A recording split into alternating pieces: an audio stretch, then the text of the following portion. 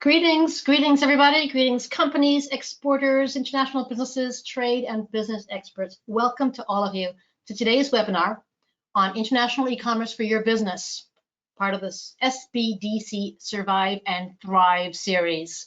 We're delighted that you all took the time to log on and join us today as we look at some of the challenges and potential responses to this new business environment that's unfolding all around us. Now, just while the last people are sort of logging on, let's do some quick introductions. So my name is Susanna Hardy. I'm Chief Content Officer at IBT Online. I'm delighted to be here with you all today. So Chief Content Officer, that's a title that didn't even exist 10 years ago, but basically I get involved in everything that has to do with content for websites, whether that's search engine optimization or keywords or anything content online.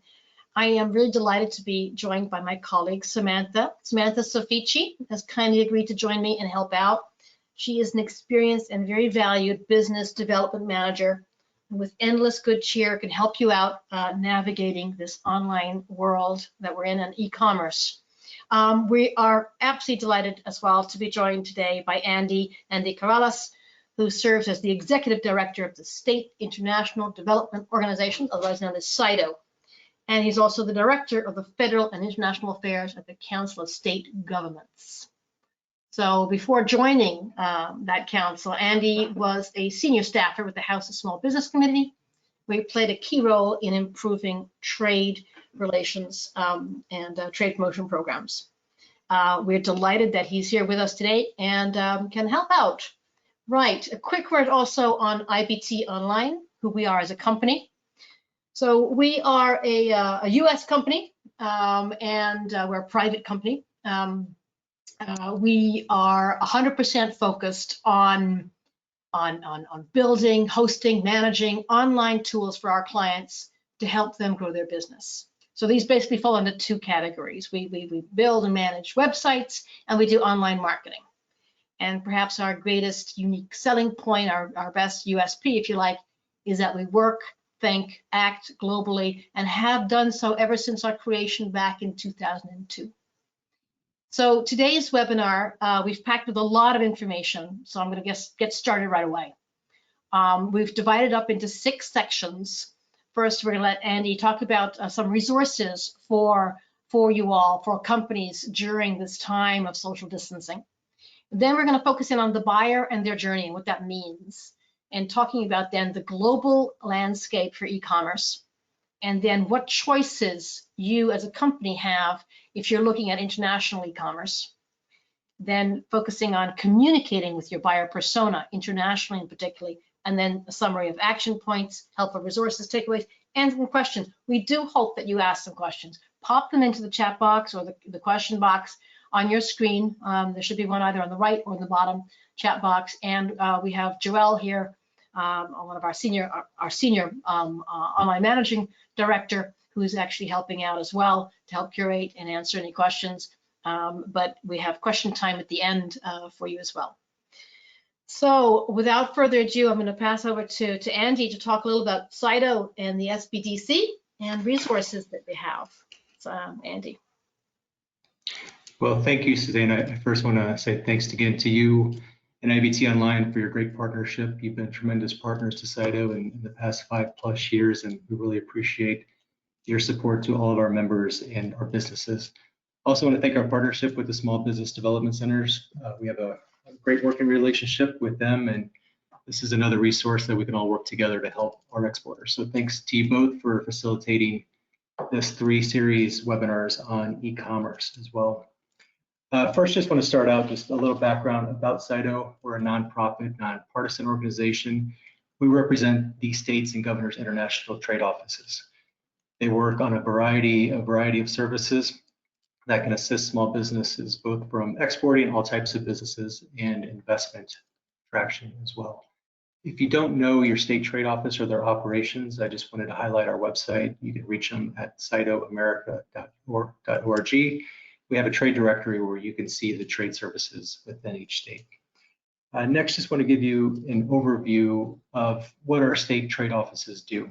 So the first thing to note is every state is completely different. There's different resources within each state. Some states have a very active small business development center. Some have a very active U.S. commercial service presence. Some have more regional banks that help with export financing. So it's very important to understand the ecosystem within your state. The state trade offices is naturally a key place to start, along with the SBDCs. As I mentioned, our states provide a variety of services for businesses, from export counseling, market research, trade show facilitation, trainings such as this, and they also administer what's called the State Trade Expansion Program, or the STEP grant, which I know Susanna or Samantha will talk more about how businesses can utilize the STEP grant for website localization. And finally, from a footprint, you can see we have when you collect all the states, there's a tremendous footprint worldwide, over 340 full-time employees nationwide. So I want to encourage you to reach out to our state trade office and see how they can help. Next, I want to talk a little bit about our partners at the Small Business Development Centers. Of course, they're spread out through the U.S. They're a partnership between universities, states, the federal government. I encourage you to locate, you can see the link in this slide to locate your local SBDC. I just want to give thanks to Carolyn and Aaron Miller for facilitating the last 2 webinars. They're a tremendous resource for all of our SBDCs. They've developed a great COVID resource page, which again is highlighted here. Of course, as you know, a lot of the focus has been shifted towards supporting small businesses. So there's a great resource page here to help everybody understand what is available. Finally, I just wanted to mention within the SBDCs, they have a focus on the international intersection. So this is one of our key partners as it relates to how the state economic development trade offices work with SBDs to support small businesses specifically in their state. I want to highlight Jim Foley with Illinois. He's also with the NASBITE, and Aaron Miller with the Small Business Development Center in Virginia at George Mason University. They've been tremendous partners in our co-mission to help more businesses export. And of course, in times like this, when all of us are stuck at home, e-commerce and going virtual has been the key. So we just want to say thanks again to our partners at IBT Online for providing these resources and training for all of our businesses. And with that, I'll turn it back over to Susanna. Andy, thank you so much. That was a great roundup, and really the SBDC and CITO, the state organizations, have so many resources for small companies. It's an absolute goldmine, and you should all be looking at these. But now let's turn to the e-commerce, and we're going to start this by talking about the buyer and the buyer's journey. And maybe I can ask Samantha to go through this one. Samantha? Yeah, thanks, Susanna. So first off, especially for e-commerce, we're going to take a look at the buyer persona. So as HubSpot themselves define it, a buyer persona is a semi-fictional representation of your ideal customer based on market research and real data about your existing customers. So defining a buyer persona is really important. It allows you to make sure you're always reaching out to the right person at the right time with the right message, saving yourself and your company a ton of time, money, resources. So what's important to keep in mind about your buyer persona is that you can, and you absolutely should, have a few different buyer personas. It's especially true for international, because they're most likely going to have a different language that they're comfortable with, a different lifestyle, a different age group, and maybe even a different buyer habits. But before we get into that, I just want to show you a really good example of a buyer persona that we're all pretty familiar with, which is Zipcar. Their mission statement even includes who their main target market is, or their buyer persona, as we call it, which is someone who is urban, educated, tech savvy, and environmentally conscious. And as you can see by their Instagram post there on the right, their marketing is absolutely in line with this buyer persona. I mean, it's 2 young people holding plants, so they look like they love the environment, definitely an urban background, so speaks true to who their buyer persona is. Next, we'll dive into that international buyer persona, something to really keep in mind for your e-commerce. Especially in the times that we're in today, international buyer personas can differ from your domestic persona. So on this slide, there's a few questions that you should ask yourself. Like, are there multiple buyer personas for my export markets? How do they typically find me? What do they care about? And this example on the right, L'Oreal is a frequently cited company for how spot on they are with their international marketing. If you look at this picture and the text below it, it's L'Oreal assuring their US stylists that they're committed to support them while we're socially distancing ourselves. And while socially distancing, the majority of stylists are closed. So this is reflective of how important L'Oreal knows that their buyer persona is most likely a small business owner or someone who works for a small business. And right now in the US, support for small businesses is what really matters. In the next example, L'Oreal Australia, the message completely different. There is no mention of COVID-19, coronavirus, social distancing, support, nothing like that. But instead, the focus is on the climate. And this is most likely due to the horrible fires that Australia suffered just a few months ago. And right now, that is what really matters to them.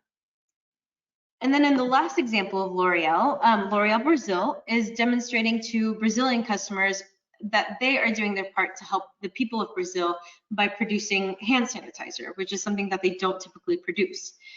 So each buyer persona is clearly different and their messaging is respectful of that.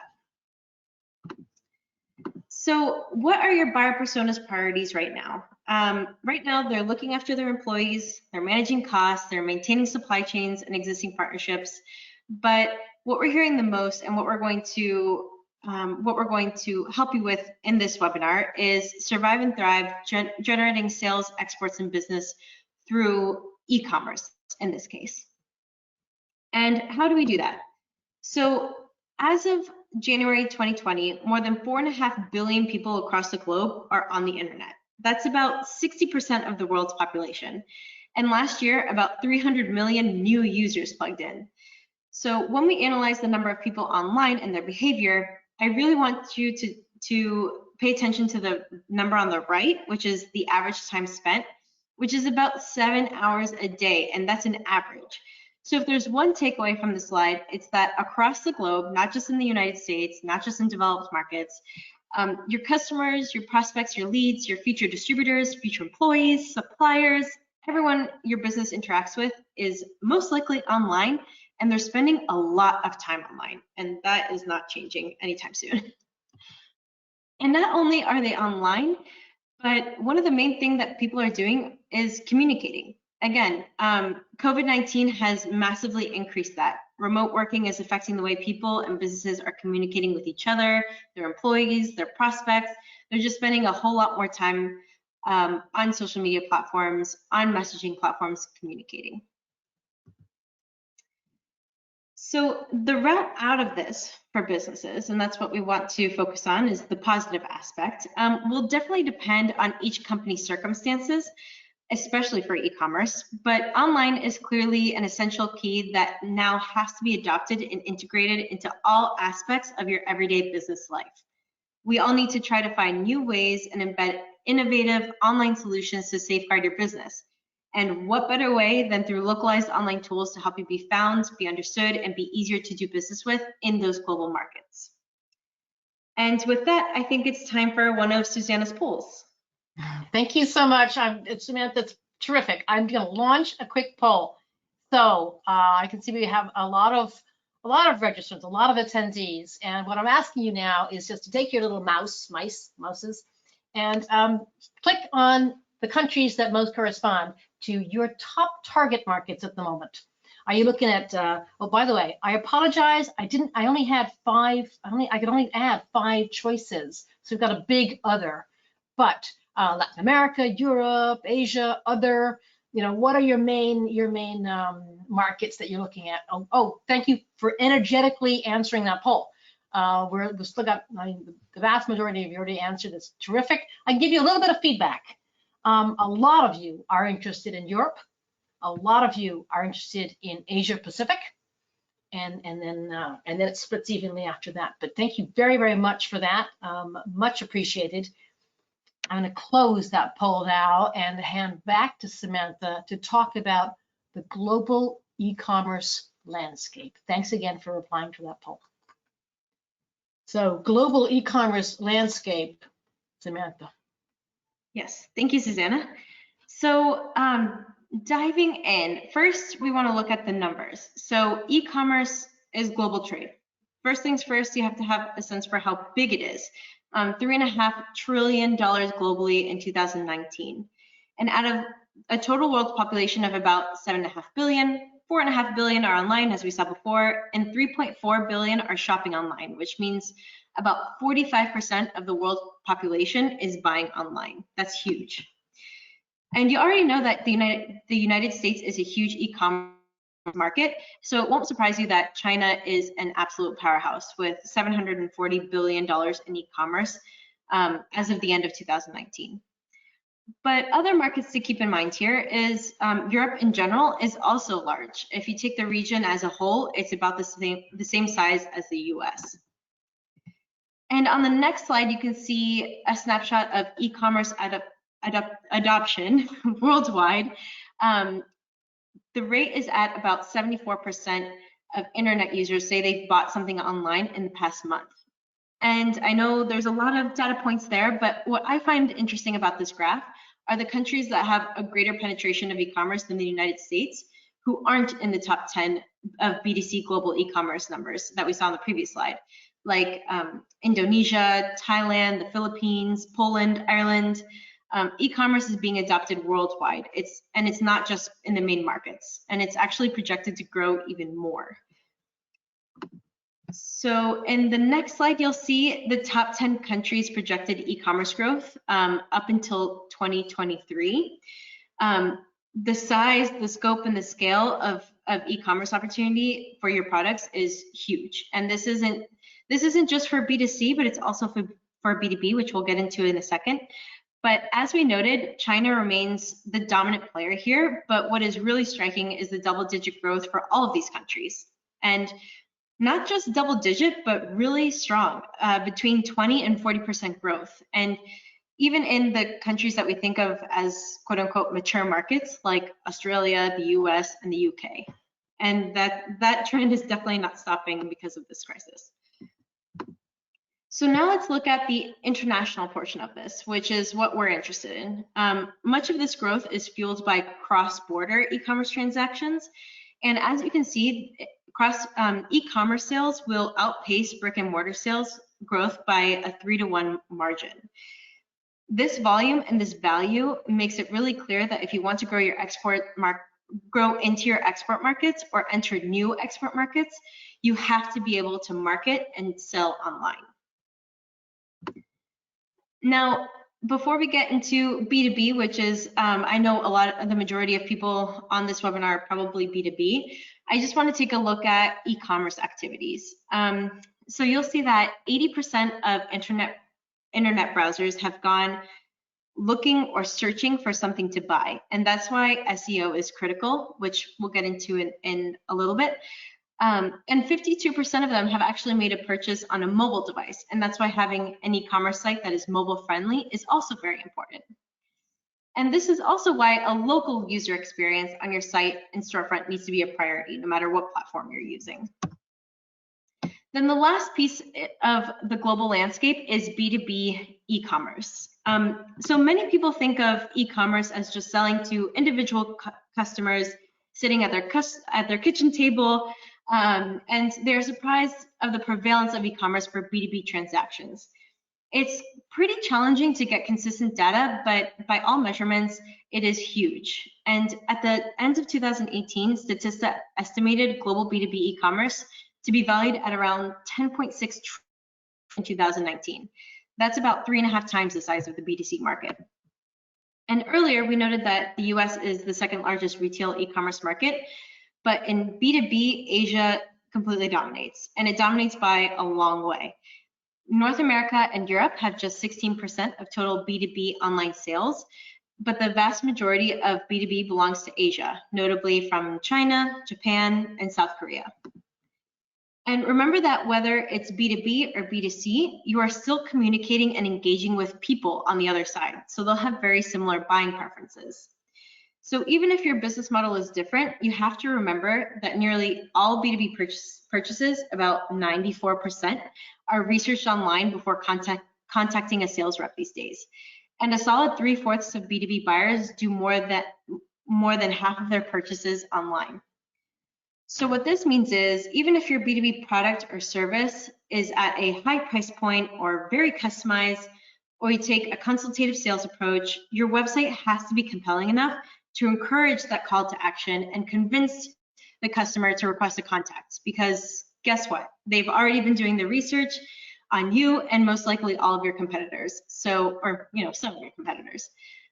So make sure that your online presence is reflective of what a phenomenal company you are.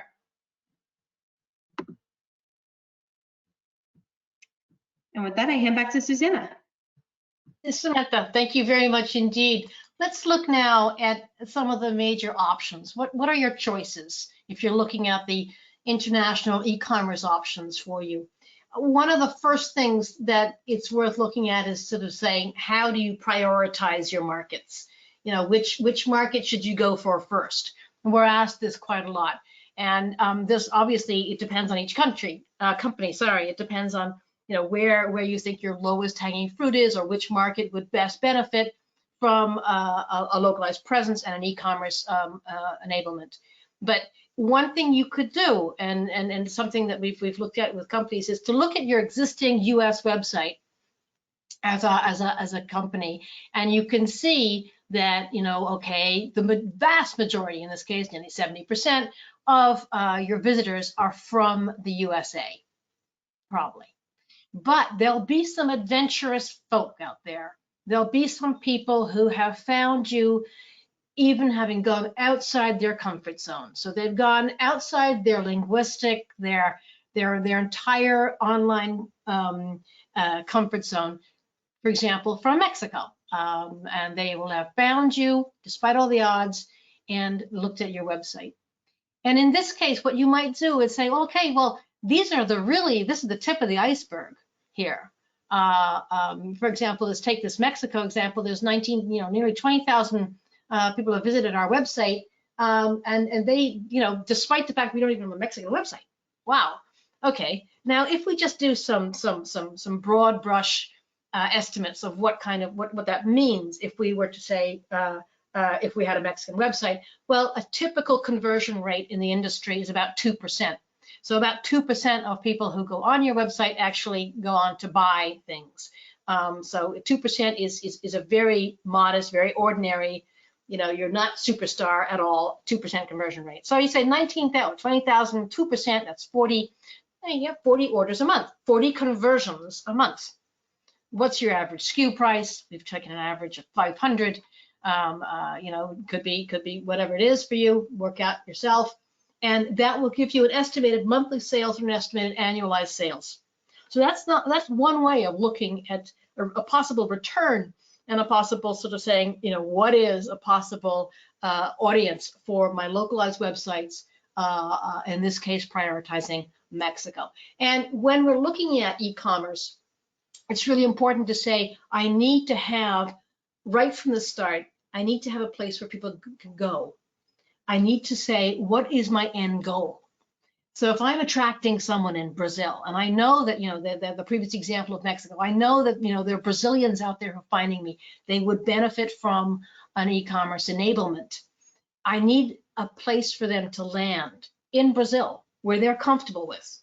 It's in Brazilian, it's in the local currency, it's in their metrics system. The basket looks normal to them. It's loading up fast. The upload and download speeds are quick. It's a localized website, in other words. If you want to learn more about localized websites, by the way, we had a first SBDC Survive and Thrive webinar just on localized websites, so you can listen to that as a recording. But just doing this right now, think of your localized website as your digital real estate. You can't open a store right now. You can't go to a trade show. You can't open a new showroom, do a factory tour, whatever, but you can open an online localized website. That website then merits its own environment in terms of online marketing. It can be linked back to a US website, and should be. It's good to have backlinks. And clearly, you know, that's going to boost all of their rankings. So your U.S. domestic website can then have its own communication policy, but so will your Brazilian one, and in this case, your French one in this example. So those act as your springboard for your e-commerce strategies in those international markets. So as a takeaway from this, make sure that you have, your first step is that you have a localized website. Then your online marketing with your e-commerce.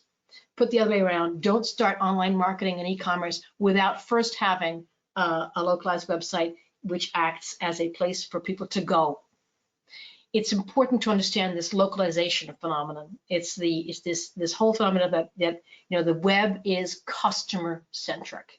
If you are not relevant in, say, Brazil, then Google Brazil is not going to put you up on the top. Here's an example of something that we did earlier today. In this age of working at home, it's really important that your dog does not bother you in the middle of your webinar. So I asked Samantha, sitting in Florida, to go onto her Google, which is google.com, and look for squeakless dog toys. So we would not be bothered in a webinar today. And I'm sitting in the UK, actually. So I go onto google.co.uk and I look for squeakless dog toys. Samantha gets chewy.com, freedompoolharness.com, Yahoo, and so on. I get timeforpaws.co.uk, actually, petforums.co.uk, doggysolutions.co.uk, and so on. Different results. Same search engine, same requested search, different results. And this is why you need a localized website. So your first steps in terms of e-commerce, build your own localized website as a first step. From that, as an online real estate, think of it as an online real estate, you can then go out and say, with my localized website, do I go for a generalist marketplace like Amazon, an in-market distributor, my own e-commerce platform, or a combination of all these? What do we mean by that? Generalist marketplaces, you all know Amazon and eBay. You probably all know Alibaba as well, which is the Chinese dominant one, and Rakuten in Japan. But in the regional leaders are also really important. You know, Zalando in Europe is huge, very European centric. Mercado Libre in Latin America, Flipkart, actually owned by Walmart, but it's the major one in India. So there's lots of regional, very strong regional players which can offer that generalist marketplace. The good news is generalist marketplace is really easy. Just, you know, they do it all for you. They'll, you know, Amazon has packages where they'll say, okay, we'll handle your logistics, your you know, everything that has to do with your taxes, import duties, everything right to last door. The problem with just doing Amazon and without your own localized websites is that you're really helping Amazon build brand awareness, not helping you build brand awareness. But if you have a localized website in your target market, you can then go on to Amazon and build brand awareness, but let Amazon do the logistics side of it. Equally, if you have a specialist marketplace, either by brand type or a so-called portal for industry specialization, industry verticals. In this case, I've taken the example of an aviation vertical portal called PartSpace. Again, if these offer serious advantages, again, they're relatively quick to put up. They don't imply a big technical knowledge from your side. You know, there's a lot of you already have good distributors in market that can help with this. The negative, again, is if you don't have a localized website to back it up, you're helping those in-market distributors, that specialist portal, rather than your brand develop.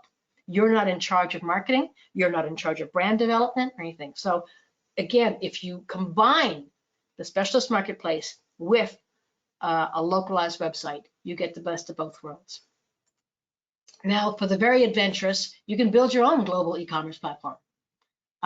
There's a couple of things that are absolutely important to do with that. First of all, make it mobile responsive. Samantha gave you that example earlier about the level of mobile enablement across the world. 80% are looking online now in terms of e-commerce. It has to be, a complete tech stack, obviously.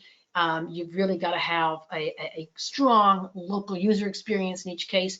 There's lots of different platforms to use. Shopify, WooCommerce, Magento, whatever you want. There's lots of different kinds to use as a platform. And you can even get companies like DHL and UPS, Deutsche Post to help you with logistics. The key is to have a localized website, a real estate, if you will, a digital real estate to base this on. Combinations of the above, again, using your localized website, you could even say, right, we could have our own e-commerce platform for this market because it's big enough to justify that resource. And we can, there's nothing stopping us from going on to and allowing Amazon as well, and perhaps even an in-market distributor. You can have all three as long as it's combined with you're in charge of the brand development, and the marketing resources that go into it. So in summary, without a localized website, it's very hard to build any kind of lasting business model. You just won't get the brand development that you need. And there's a lot of ongoing costs that come into these one size fits all, these big players like the Amazons of the world. So flip that round on its head and say, I can use the big marketplaces or my specialist distributor, my in-market portal or whatever, if I have a localized website to bounce that off of and to be really a strong springboard for that success. It doesn't have to be a very large website. It can be a daughter website, if you like, of your US one. It just has to be well localized. It has to be able to develop your brand awareness. It has to, that way you control your own marketing, differentiating your product. You won't have conflicts of interest when you see yourself next to your competitors on Amazon, and you set the pace in terms of that. So those are the choices you have. Big marketplace, generalist marketplace, in-market portal or specialist distributor, your own e-commerce platform for the world, or a combination of those. And in each case, do that with a specialized, localized website as a springboard. Now we're going to talk about communicating with your buyer persona. Buyer persona comes basically, as we said earlier, there are really two core online tools. There's your website and your international online marketing. In this case, it's an e-commerce enabled localized website, but it's still very much a website and has to be localized for it. Equally, your international online marketing has to be localized for that local market. Some of the best practices you have for online marketing is to identify that buyer persona, as Samantha highlighted earlier, especially with her examples that she gave, and then mapping the buyer's journey. How does the buyer connect to you and onto your website? Setting objectives, both long-term and short-term, and then mapping a campaign. And these can be very clear. When we talk about localization, I think it's really important to remember that not just your website has to be localized, but also your social media. Localization comes at its very basic, making sure that you've got the right keywords. That is one of the absolute basic ones of it. And this is not about translation, it's about keywords. So making sure that you have the right words for the right campaign in the right market. Here's an example of train in Portuguese. Now, the same search engine, Google in each case, both in Portugal and Brazil, same language as both Portuguese, different keywords for each market. And in order to be effective in Brazil, you need to use the word trem. If you want to be effective in Portugal, you need to use the word comboio. Clearly. Localized social media marketing. Samantha showed earlier 3.5 billion active social media users across the world today. It's important to note that this, we talked about 4.5 billion active internet users, 3.5 billion of them are on social media at all time. On this particular slide, there's an example of some social media marketing that we're running for one of our clients here, just in terms of just pushing, generating leads and distributing them out to distributors and onto the e-commerce sites. I think I've given also some key data points on the slide. I think one of the most interesting for me is how for markets like Latin America, social media is so entwined in everyday life. I mean, we talked about search engines like Google. Well, in Latin America, even WhatsApp can be used as a search engine. You're going to go into WhatsApp groups to find things. Equally in the Middle East, over a third, nearly 40% of consumers say that they're using social media to buy products. So again, social media acts as a main attribute for any kind of e-commerce strategy. Different objectives will have different goals, and here what we're talking a lot about is either generating leads on your for your e-commerce site, and there you're looking at conversions especially, and then also improving customer retention for your customers. Especially we're finding at the moment in these times of social distancing, a lot of clients are just really focusing, e-commerce clients are really focusing on staying as close as possible to the consumer and improving customer retention. That seems to be very important for now. Some action points, helpful sources, some takeaways. Before I pass to Samantha, I just sort of, to take home a summary about the international e-commerce success. Some of those basic ones regarding localization. Choose the right economic model. Choose the right e-commerce model. And use localized websites, localized online marketing to be found, understood, and do business. Know your buyer persona and your buyer's journey for those. We talked also about being really prepared for the rebound. And what does that mean, being prepared for the rebound? We don't have a crystal ball. We have no idea when or in what form that rebound will happen, but we know that it will happen. So a lot of people are actually watching sort of, parts of the world that went through this epidemic first. For example, parts of Asia, which are emerging, Taiwan, South Korea, Singapore, and China. And we're looking also at certain what governments are doing. But from our point of view, what's really important is that you don't disappear from the radar, and that you prepare for the radar, for the rebound. And the best way to do that is to use effective online global online tools. One thing you can do for your website, for your e-commerce website, is to make sure that they tell people you're open for business. We're open for business, but the way we do business might have changed slightly. Make sure that you've got the right SEO, the right search engine optimization, and the right keywords. Keywords have changed a lot in the last 3 or 4 months. Make sure that they're up to date and pertinent. Make sure also that if you have any new calls to action, any new CTAs that need to be added to your website in today's world. Review any of your e-commerce options and your e-commerce markets. Husband your resources and make sure that all resources are working at full optimized capacity for you at these times. So those are your websites, e-commerce websites focusing on. And what should your marketing be focusing on? I guess really, again, focusing on your priorities, on where you're going on this, and in terms of rethinking your buyer's persona and your buyer's journey. How has that changed? And ensuring your business is found when prospects are searching for your services.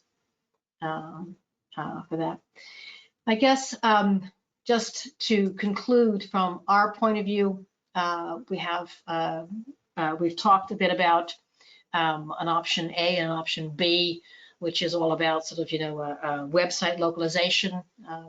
We also have an option C in our, I think when we talk about international online marketing, we're often asked about budgets and about costs and so on. What we talk about here is just saying, for us, international online marketing, once you have the websites on hand, is one of the most fastest, most cost-effective way to be found, to be doing business on an e-commerce site.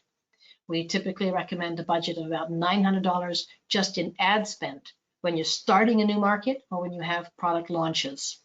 And a typical budget would be about $1,500 per market per month. A lot of states have resources for this and have help, and I'll let Samantha talk about that. But before I do, I'm going to launch a very quick poll, which is, would you like us to contact you? Would you like to be contacted to discuss any aspect of e-commerce websites? Would you like us to contact you soon? Would you like us the next month? Are you still thinking about it? If you would like us to discuss e-commerce options, we'd be very happy to call you. And thank you very much for responding again, very energetically. I'm delighted to see such an energetic audience. I wish we could also sit face to face instead of on these virtual webinars, but it's great that you're all interacting. It's nice to see that. Thank you very much indeed. We appreciate that.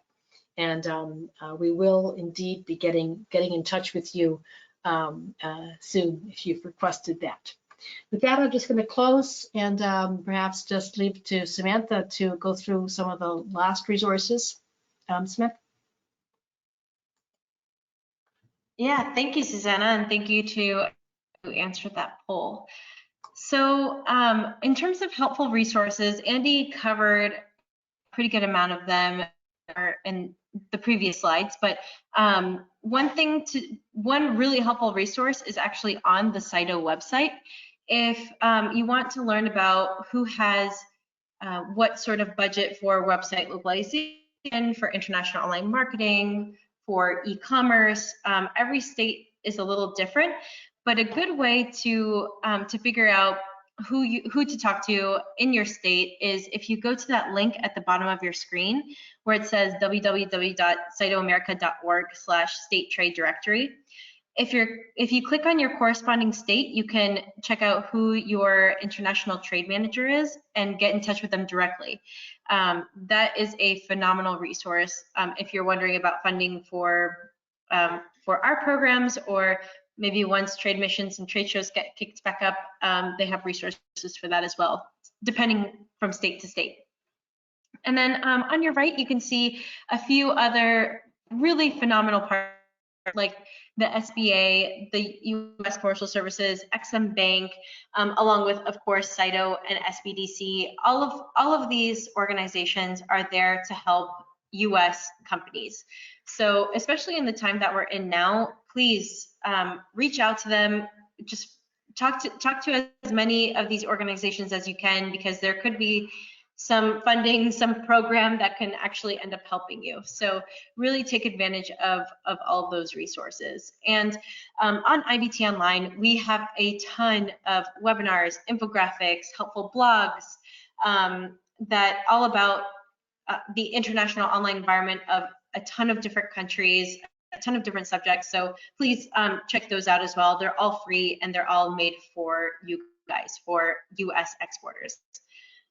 And then as we've said in the last two webinars, and as we're going to close out this third and final one, please look after yourself, look after your loved ones, look after your communities, take care of yourself, and make sure to reach out to us and to those really helpful organizations if you need any help.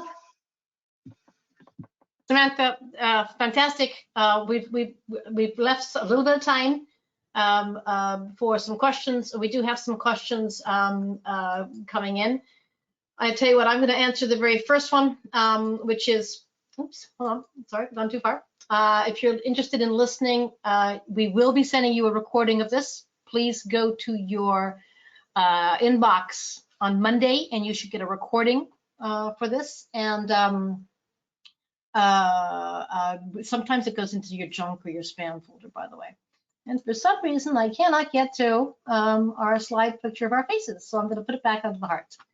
So questions, we've got quite a few, Samantha. One of the first ones is just about e-commerce platforms. Is there particular ones that work better on international ones?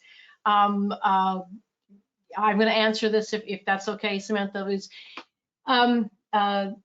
For localized websites, there are a lot of different platforms, a lot of different content management systems that you can use. We are agnostic. We don't care if it's WooCommerce, Expression Engine, WordPress.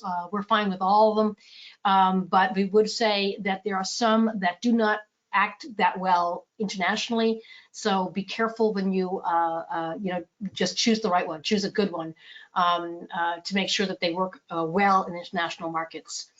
With regards e-commerce platforms, similarly, some of them have difficulty with multi-currency and multilingual. So again, be careful of your choice there and make sure you're choosing the right one, which is really tailor-made to international markets as well. If you want particular advice for particular platforms, I'd say that email me or email us, and we'll send you the reply directly, depending on your existing website. We can advise you on that. Another question, perhaps Samantha, you could get this one, is what role does my in-market distributor partner play on e-commerce if he's doing media? So I guess the question is, if I've got a distributor in place, should he be involved in marketing in the website and in e-commerce? Samantha, do you want to answer that one? Sure.